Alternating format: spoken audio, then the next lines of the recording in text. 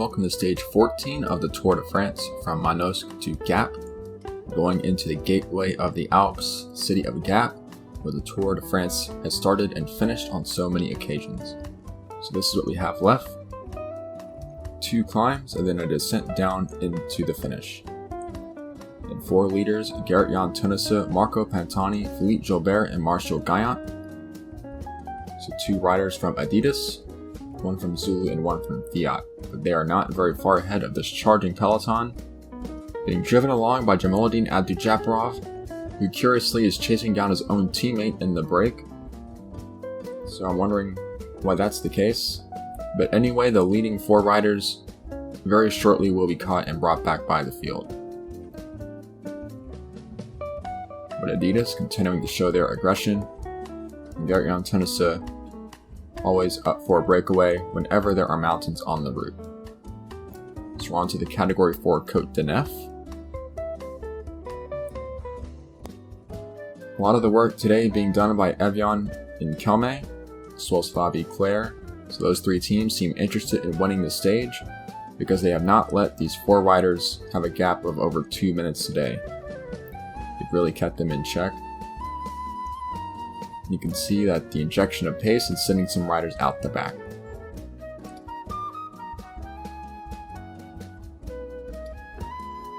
So Gerrit-Jan Teunissen, who has a commanding lead in the King of the Mountains, still trying to hold on to get that 1 point on offer on the climb, but it's not going to happen because they've been brought back. Gilbert will attack for that single point, but he's still a long way down on Gerrit-Jan Teunissen. He's now up on 30 points, 3rd place in that competition. Now it's Eric Brookink of Ceramicas who's gone to the front, and then gone right back into the middle of the pack. I think Ceramicas could be interested in the prospects of Andrew Hampson or Pedro Delgado attacking on the final climb. So they've been trying to get those riders further up in the general classification ever since that cobbled stage 3. And they've made good progress with Andrew Hampson. He's finally up into the top 10. I believe he's in 9th place to start the stage.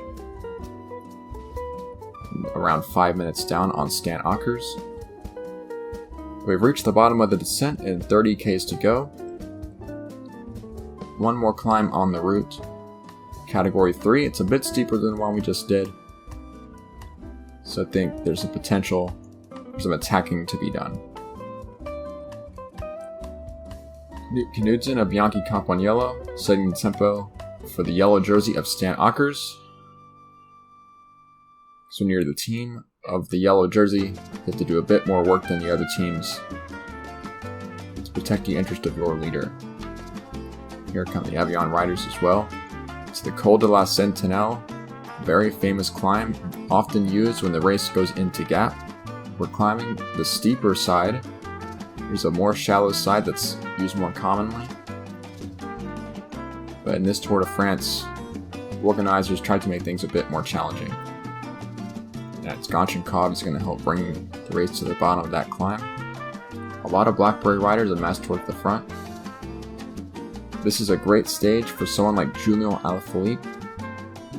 So not only could he attack on the climb, he could also attack on the downhill or even win that reduced group sprint.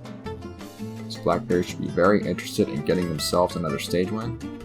And they also have Tommy Prim, who's up in 4th place overall. And there's Stan Åkers riding very close to the front of the pack.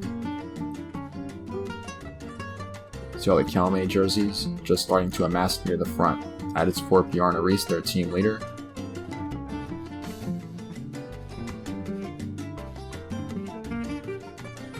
And Evian Lavi Claire starting to mix things up as well. So the teams of the GC riders are all there, and we're onto the climb. 5 Ks to the summit, and it's led by Blackberry. So watch out for Julian Alaphilippe. We'll see if he decides to launch an attack. Onto the steeper parts now. And now Kelme is going to take it up. So Rudy Donens and Matteo Trentin at the front of the pack, looking to go as hard as they can.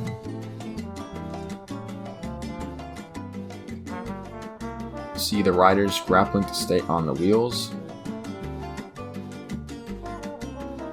Frank Schleck's going to go to the front. And he's going to do more than that. He's going to attack. So this is the move by Kelme, a strategic move, possibly for Bjarne Riis. Alaphilippe's going to counter. He doesn't seem to have great legs. Frank Schleck still riding at the front. Look at all those Evian jerseys behind though. But 1K to go. If the move's going to come, it needs to happen very, very soon. And this is another attack from an Evian rider, and it's Jan Adriaansens. And Schleck has got on his wheel, and that Ceramicus rider cannot follow the wheels of those two. It might have been Eduardo Chozas who was trying to get on terms with them. Now Jules and Alaphilippe sensing a stage 1 going up the road, trying to get back on their wheels. And Jan Adriaansens is a surprise package here because he has not really accomplished anything the entire season. And although he's a strong rider, there's simply better climbers on the team. So this is a move that very few have seen coming, and he's taken Frank Schleck with him. And a bit of disorganization in the pack behind because they have not gotten these two back yet, and the gap has gone out. It's over 30 seconds. And I think one of these two is going to end up winning the stage. It's Cara of La Vie Claire trying in vain to bring them back, but I think it's going to be too little too late. Schleck is going to take them into the last K. And I'm wondering who's the better sprinter between these two because they're not known for being very fast. Frank Schleck's going to start the sprint. And Jan Adriaansens, well, no chance at all. Frank Schleck has simply gone right away from him. And Frank Schleck gets a stage win for Kelme, his own first victory of the season. So a stage that was marked as being an unpredictable affair that certainly lived up to that billing because Frank Schleck of Kelme, who's not the leader of his team, he's attacked and gone out and won the stage, and his team leader Bjarne Riis safely in the pack behind. And same goes for Jan Adriaansens, second place on the day, who started that winning move. Probably the 4th or 5th option on his team, but catching the rest of the peloton by surprise. It was Choman Peruena, also of Evian, sprinting in for 3rd place, and Andre Dargad getting 4th, scoring a decent chunk of points, helped claw back into his deficit to Jamaldine Abdujaparov for the green jersey. There is the sprint, won very convincingly by Frank Schleck. Jan Adriaansens really didn't give himself much of a chance. So it's Frank Schleck of Kelme, the stage winner, Jan Adriaansens of Evian in 2nd place, and Choman Peruena leading home the rest, 27 seconds back. And a fairly large group, around 24 riders, are still there at the end of the stage. And all the men who matter were in that second group, including the yellow jersey, and the 3 big rivals that we've talked about throughout the Tour de France. Andy Schleck, the brother of Frank, goes to Peterson, and Bjarne Riis. Tommy Brem, he was there as well. So I don't expect significant changes in the general classification. And there you have it, no change really in the top 6 or 7 riders except for Philippe Gilbert. He's been dropped and lost a bit more time. So Jan Ulrich now up to 7th place, and Andrew Hampsten is now 8th.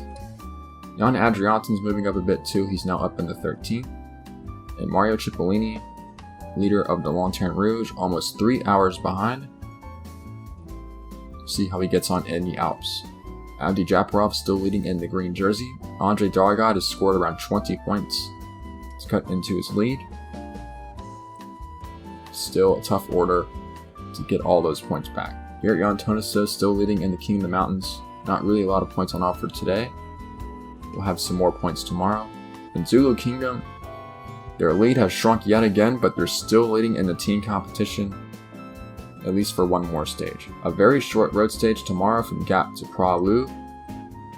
Should be a very interesting stage. Looking forward to that finale. We'll see you then.